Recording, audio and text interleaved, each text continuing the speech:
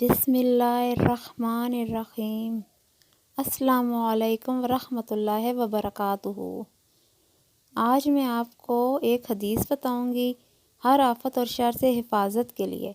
حضرت عائشہ صدیقہ رضی اللہ تعالیٰ عنہ سے روایت ہے کہ رسول اکرم صلی اللہ علیہ وآلہ وسلم نے فرمایا، جو شخص جمعے کی نماز کے بعد سورہ اخلاص، سورہ فلق اور سورہ ناس 7 مرتبہ پڑھے گا، اللہ تعالیٰ اس کو اگلے جمعے تک ہر طرح کی آفت و شر سے محفوظ رکھیں گے۔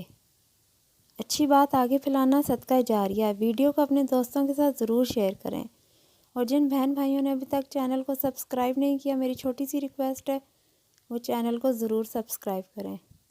شکریہ۔